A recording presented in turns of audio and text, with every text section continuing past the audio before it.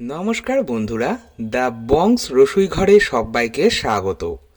আজকে আমি আবারও চলে এসেছি একটা ডেজার্ট রেসিপি নিয়ে। আজকের রেসিপি ড্রাই ফ্রুটস ওভারলোডেড টক মিষ্টি ভাপা দই। অসাধারণ খেতে হয়। এর আগে আমি মিষ্টি ভাপা দইয়ের রেসিপি শেয়ার করেছিলাম। আজকে টক মিষ্টি ভাপা দইয়ের রেসিপি শেয়ার করছি। আর আজকে আমি এটা দুই রকমভাবে বানাবো, ওটিজি ওভেন আর গ্যাস ওভেন। আসুন দেখে নেওয়া যাক আজকের ভিডিওটা। টক মিষ্টি ভাপা দই বানানোর জন্য প্রথমেই আমার হাংকাট তৈরি করতে হবে। তার জন্য একটা পাত্রের মধ্যে বড় ছাঁকনি নিলাম, আর ছাঁকনির ওপর নিয়ে নিলাম একটা সুতির রুমাল। আপনারা চাইলে সুতির কাপড়ও ব্যবহার করতে পারেন। এরই ওপর নিয়ে নিচ্ছি আমি 1 কেজি টক দই। এখানে আমি প্যাকেট টক দই বাজারে যেটা বিক্রি হয় সেটাই নিয়েছি। আপনারা চাইলে ঘরে পাতা টক দইও ব্যবহার করতে পারেন, আবার মিষ্টির দোকান থেকে যে দই কিনতে পাওয়া যায় সেটাও কিন্তু ব্যবহার করতেই পারেন। আর এবারে আমি রুমালের মুখটা ভালো করে বন্ধ করে দইয়ের থেকে জলটা আলাদা করে নিচ্ছি। যতটা সম্ভব চিপে আলাদা করে নেব, তারপর একটা উঁচু জায়গায় 1 ঘন্টা ঝুলিয়ে রাখবো। ফিরে এলাম 1 ঘন্টা পর। দেখুন, দইয়ের জল সম্পূর্ণ বেরিয়ে গেছে। আমাদের হাংকাট কিন্তু একদম তৈরি।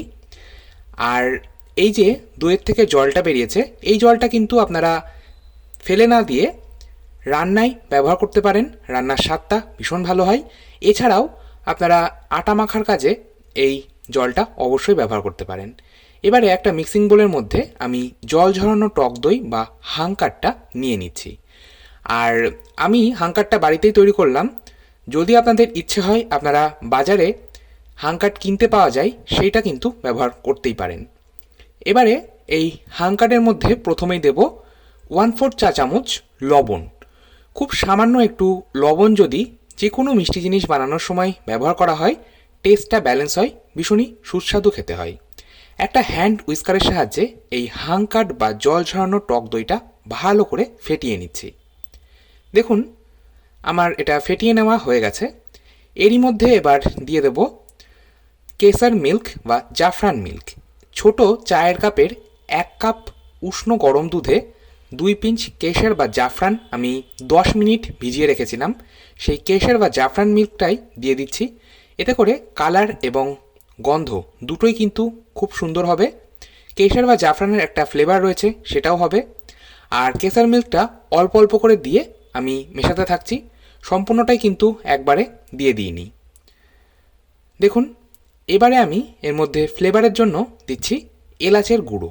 আমি 5-6টা ছোটো এলাচ শুকনো কড়াইয়ে একটু ড্রাই রোস্ট করে নিয়ে তারপর সেটা গুঁড়ো করে নিয়েছি। আর দিয়ে দিচ্ছি কনডেন্স মিল্ক। এখানে আমি 200 গ্রাম কনডেন্স মিল্ক ব্যবহার করব।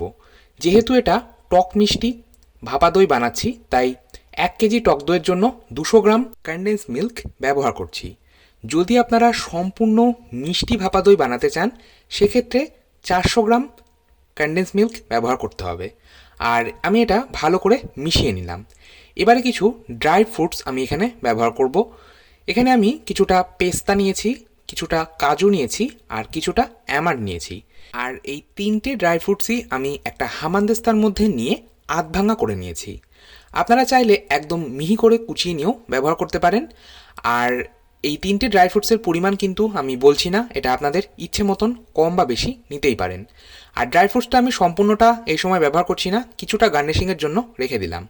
সমস্তটা ভালো করে মিশিয়ে নিলাম। চলে যাচ্ছি নেক্সট স্টেপে।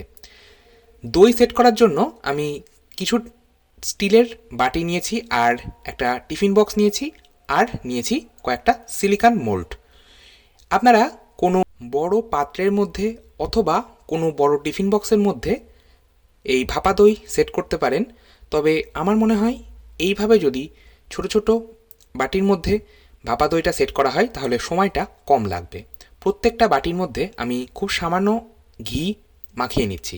এইভাবে যদি একটু ঘি ব্রাশ করে নেওয়া হয় তাহলে ভাপা দইটা সেট করার পর বার করতে ভীষণ সুবিধে হয়। এবারে যে ড্রাই ফ্রুটসগুলো আমি রেখে দিয়েছিলাম, সেই ড্রাই ফ্রুটসগুলো প্রত্যেকটা বাটির মধ্যে দিয়ে নিচ্ছি। এইভাবে যদি ড্রাই ফ্রুটস দেওয়ার পর দইটা সেট করা হয় তাহলে ওপর থেকে ড্রাই ফ্রুটসগুলো দেখা যাবে বা দেখতে ভালো লাগবে সেই জন্যই ব্যবহার করছি। যাই হোক, এবারে আমি প্রত্যেকটা বাটির মধ্যে যে দইটা রেডি করে রেখেছিলাম বা হাঙ্কারটা বানিয়ে রেখেছিলাম সেইটা দিয়ে দিচ্ছি। আর সম্পূর্ণ বাটি কিন্তু আমি ভর্তি করছি না, কিছুটা খালি রাখছি। এবারে আমি প্রত্যেকটা বাটি একটু ট্যাপ করে নেব। এইভাবে ট্যাপ করে নিলে এটা সমান হয়ে যাবে আর কোনো রকম এয়ার বাবলস ভেতরে ক্রিয়েট হবে না। এবারে টিফিন বক্সের যে ঢাকনাটা ছিল সেটা আমি বন্ধ করে দিলাম, আর দুটো বাটিতে আমি মুখটা একটা অ্যালুমিনিয়াম ফয়েল পেপার দিয়ে ভালো করে মুড়ে নিচ্ছি। আমি যেহেতু এই তিনটে গ্যাস ওভেনে তৈরি করব তাই মুখটা ভালো করে বন্ধ করছি। আর যদি এরকম অ্যালুমিনিয়াম ফয়েল পেপার না থাকে সেক্ষেত্রে আপনারা যে কোনো প্লেট দিয়ে মুখটা বন্ধ করে নিতে পারেন। এবারে অপরদিকে কড়াইয়ে আমি বড় কাপের 1 কাপ জল গরম হতে দিয়েছিলাম, জলটা ফুটে উঠেছে। এইবারে আমি একটা বাটি বসিয়ে দিলাম, আপনারা চাইলে খাবার রাখার স্ট্যান্ডও বসিয়ে দিতে পারেন। তারপরে প্লেটটা দিয়ে কভার করে দিলাম আর গ্যাসের ফ্লেমটা মিডিয়াম টু হাই রেখে 20 মিনিট আমি এটা বেক হতে দেবো। অপরদিকে যেটা আমি ওটিজি ওভেনে বানাবো, ওটিজি ওভেনের ট্রেটা নিয়েছি আর ট্রের ওপরও কিছুটা জল দিয়েছি আর বাটিগুলো বসিয়ে দিলাম। তারপরে একটা প্রেহিটেড ওটিজি ওভেনের মধ্যে আমি এটা ট্রেটা ঢুকিয়ে দিচ্ছি। আর ওটিজি ওভেনে যেটা বানাবো সেটা কিন্তু ঢাকার প্রয়োজন নেই, তবে যদি আপনাদের ইচ্ছা হয় আপনারা ঢেকে নিতে পারেন। টেম্পারেচারটা 180 ডিগ্রিতে রাখছি আর টাইমটা 20 থেকে 25 মিনিট সেট করলাম। 20 থেকে 25 মিনিটের মধ্যেই দইটা সেট হয়ে যাবে। গ্যাস ওভেনে যেটা আমি বসিয়েছিলাম সেই দইটা সেট হয়ে গেছে, একবার চেক করে নেব। একটা ছুরির মাথা দিয়ে এইভাবে আমি গেঁথে নিচ্ছি, দেখুন একদম মাথাটা ক্লিয়ার বেরোচ্ছে। এটা এবার আমি ঠান্ডা করে নেব। যেহেতু দই একটু ঠান্ডা ঠান্ডা খেতেই বেশি ভালো লাগে তাই আমি এটা ঠান্ডা করে তারপর পরিবেশন করব। 1 ঘন্টা পর আমি এটা পরিবেশন করব। দেখুন সিলিকন মোল্ডে আমি যেই দইটা সেট করেছিলাম সেটা অনায়াসে বেরিয়ে আসছে। এটা আমি এখন সাইডে সরিয়ে রাখছি আর বাটির মধ্যে যেগুলো সেট করেছিলাম সেটা একটা ছুরির মাথা দিয়ে চারপাশে একটু কাট লাগিয়ে নিচ্ছি, এতে করে খুব সহজেই এটা বেরিয়ে আসবে।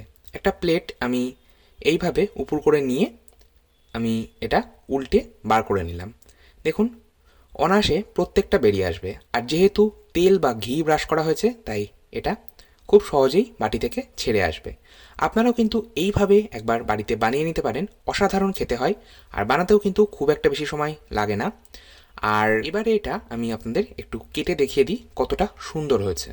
দেখুন কতটা সুন্দর তৈরি হয়েছে। আজকের মতো এই পর্যন্তই, আবার চলে আসবো নতুন কোনো ভিডিও নিয়ে। ভালো থাকুন, সুস্থ থাকুন, ধন্যবাদ।